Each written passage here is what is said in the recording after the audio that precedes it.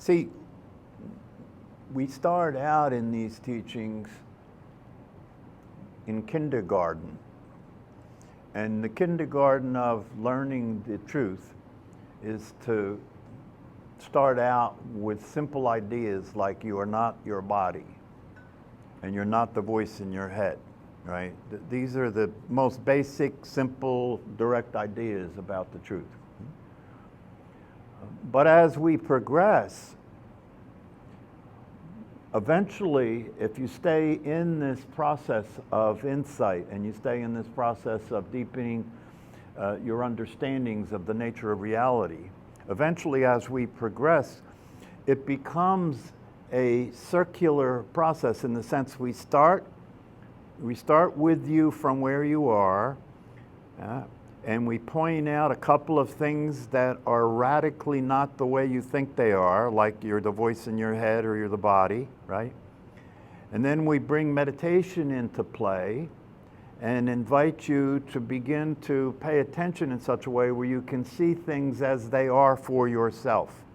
You don't have to go from, I give you a concept and then you look, the concept points to something and then you look to see what the concept points to, and then you see it for yourself. When you see it for yourself, it's not a belief.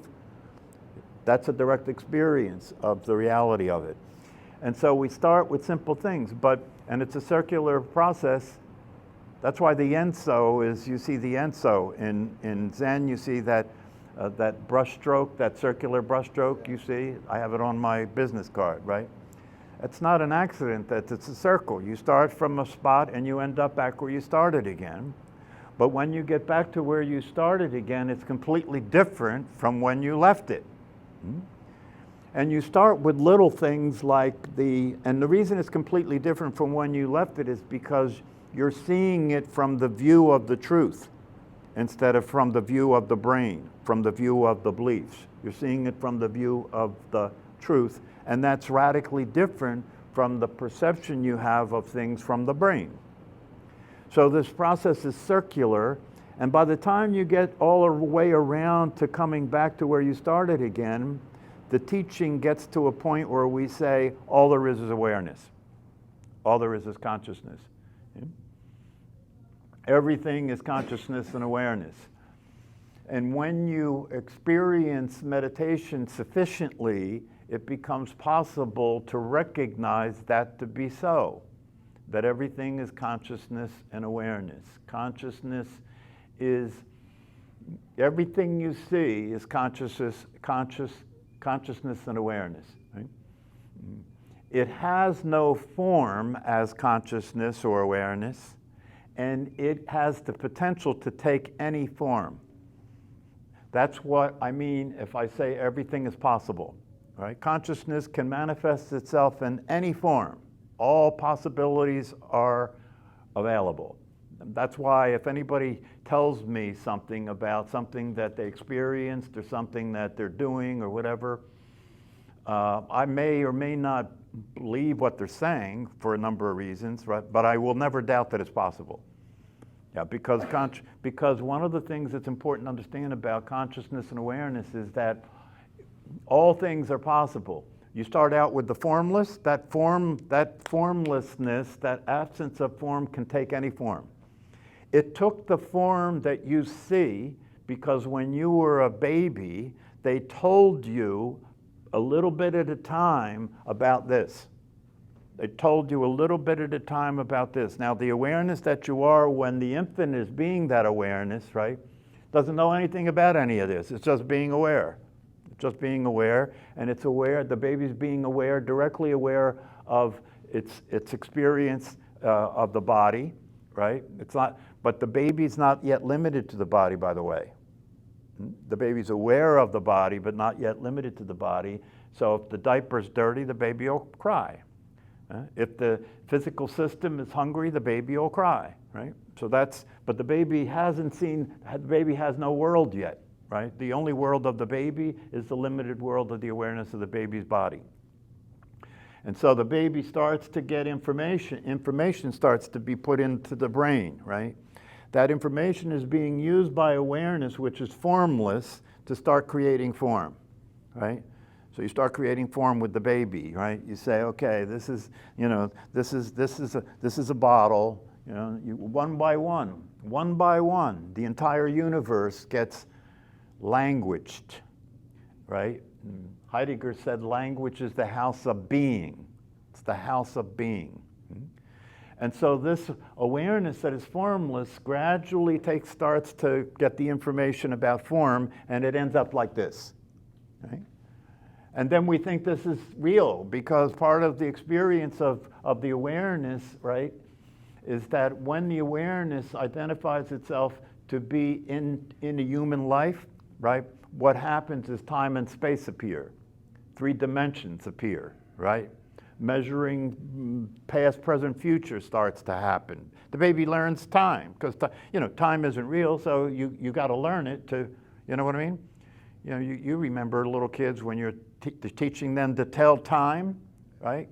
That you have to teach them about time because without teaching them, it's not there because it doesn't actually exist. Just like this, right?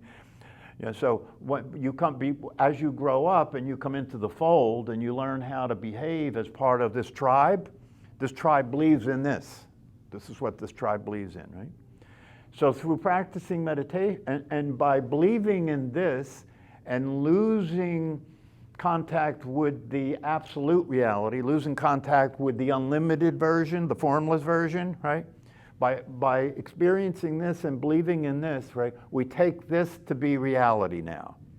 Why? Because when we come into the human form, the awareness that's unlimited has to become limited. And in its becoming limited, one of the ways it limits itself is to forget its true nature as being unlimited. Forgets its true nature so it can experience the human existence. You have to experience being limited to have a human life. That's part of the recipe for a human life, is you've got to forget your true nature, and you've got to believe in time and space, and you've got to believe that this is what you are, and you have to believe the personality is what you are, and you have to believe that this is happening is reality. This is what reality is. Now the game's on. Now the game's on, okay? This is, and so because of the fact that part of the game that we're playing is to take ourselves to be something that's not real. That's part of the game we're playing. It's like Halloween. That's what goes to Halloween, right? So it's like Halloween, it's like Halloween, but it's like a Halloween in which you put a costume with a mask on, right? And then somebody flips a switch, and it's not Halloween anymore. It's reality, right? That's what it's like, right? But you put this mask on, right? You put this costume on, you put this skin suit on, right? And then you forget that you were nothing and you become this, you become something, right? Like that. And the problem with that is that because you've taken yourself to be something that doesn't exist, you can't experience anything real because what you are isn't real. Therefore, you can't experience happiness, you can't experience well-being, you can't experience peace, you can't experience satisfaction. It's not possible for you to experience that because the character you're playing in this game we're playing, right? The character that you're playing in this game we're playing isn't real. So you can't have a real experience, right? If you can't have a real experience, then what you're going to do, because you feel the absence of it, you know? You feel the absence of being happy. You feel the absence of being relaxed, you know? And you're in this game, and this is a survival game. Because part of this game is it has an end, right? We don't know when, and part of this game is you don't know when the end's coming, right? And you want to have the game last as long as possible, therefore you're surviving, right? Therefore you're surviving. Therefore you don't go past the red light in your car, right? Therefore you keep eating food, right? You keep doing the things that are consistent with your survival. You may not know that it's survival, but if you slow down and take a look, it is. Right? You don't see the fact that you're putting food in your mouth every day as survival, but it is. You don't look at the fact that you're breathing air all the time as survival, but it is. Try stopping for a while and see how long you last, right? So this is survival behavior. Eating, breathing is survival behavior, right? And then all the other ways that we survive as a physical personality, and that creates stress, doesn't it?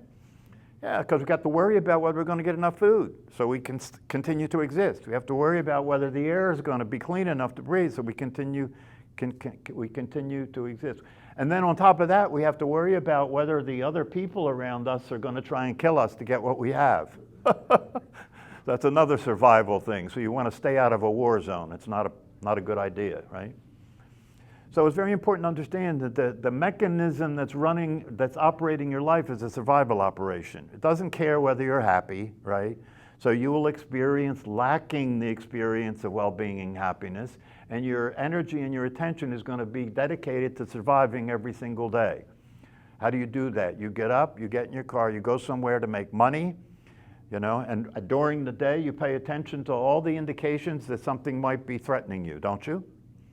You do it so naturally, you do it so automatically now, right, that you don't even notice that you're doing it, right?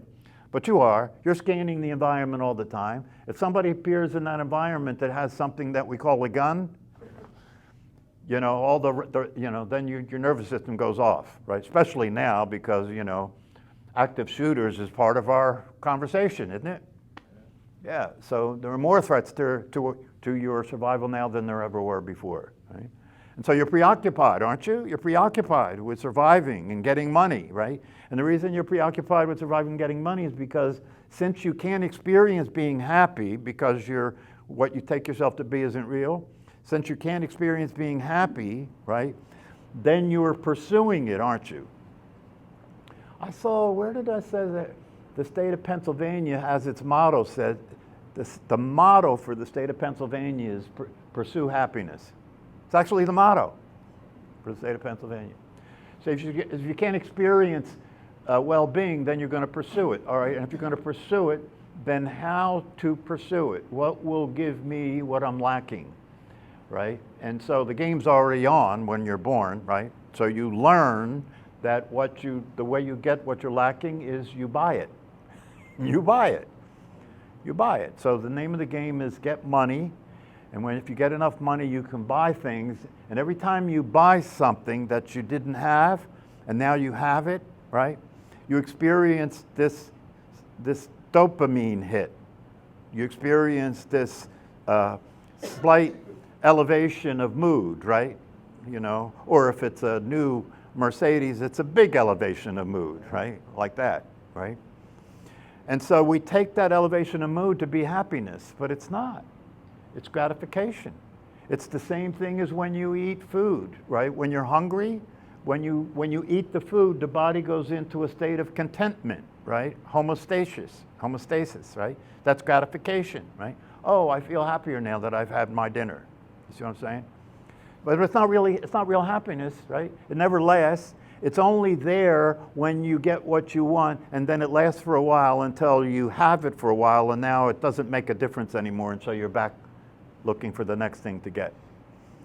So, according to the ancient wisdom teachings, they tell us that real happiness, true well-being, is not available when you take yourself to be something you're not. True well-being becomes available when you start to experience the reality of what you are. The reality of what we are is awareness itself. And therefore, when you practice meditation and you start to experience resting as awareness for brief moments, the teachings tell us when you start to experience resting as awareness for brief moments, and you do this as many times as possible, that experience of resting as awareness begins to expand. Now, it's very important to understand, if I say it begins to expand, I'm not saying that the personality in the body disappears and it begins to expand because you're now becoming awareness itself, pure awareness. No. When I say it begins to expand, what I mean is that you, the one who has been being a personality, right? When you're practicing resting as awareness, is experiencing the awareness of being that personality. That's what we mean by waking up.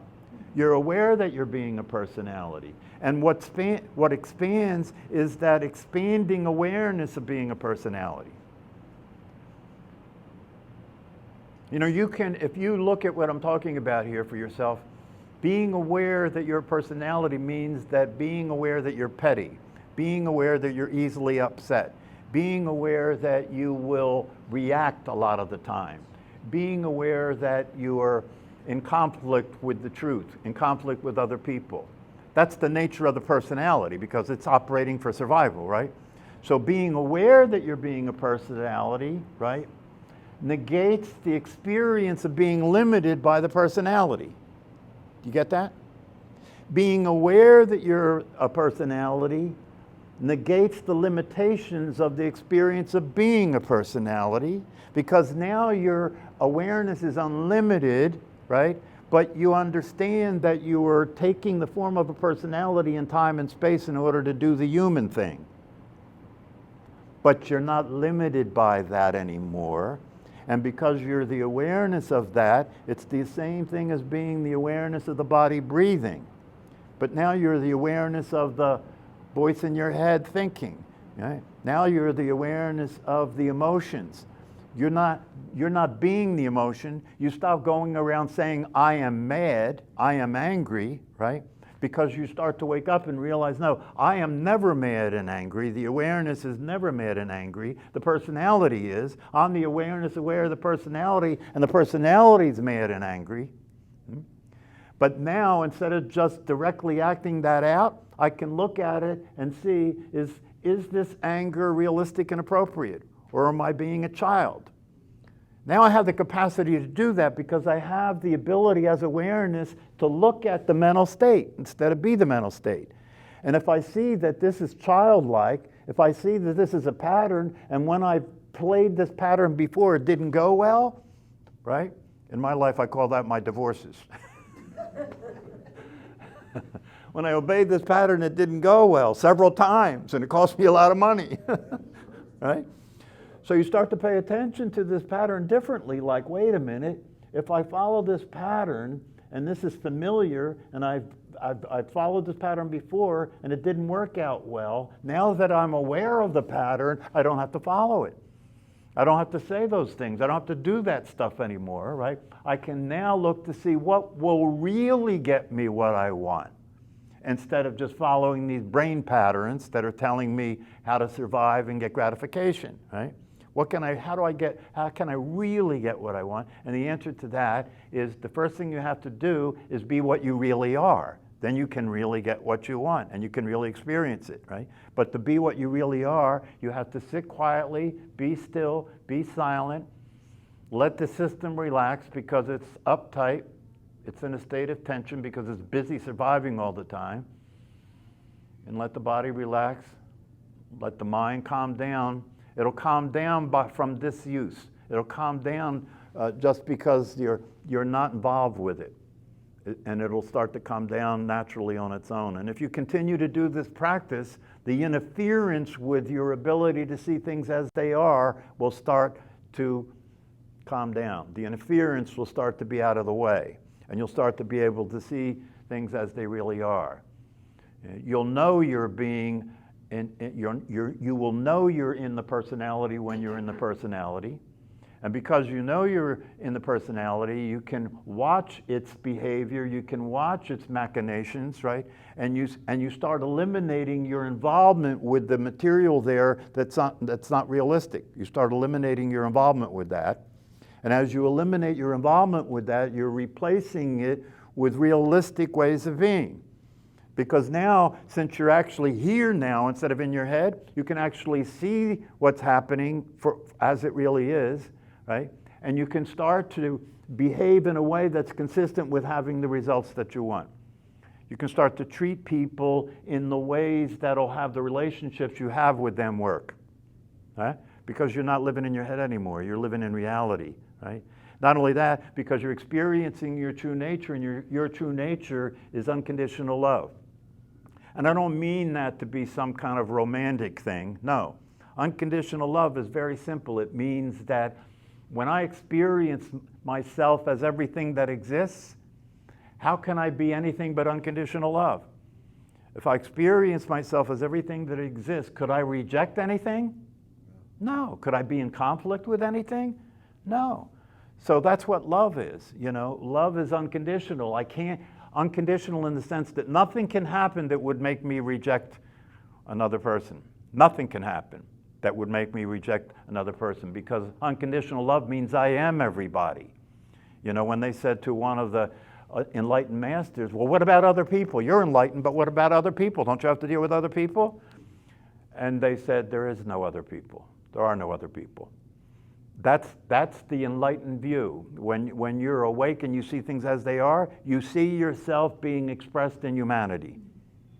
Right? You see yourself being expressed in humanity. Therefore, you have to take responsibility for the truth. Right?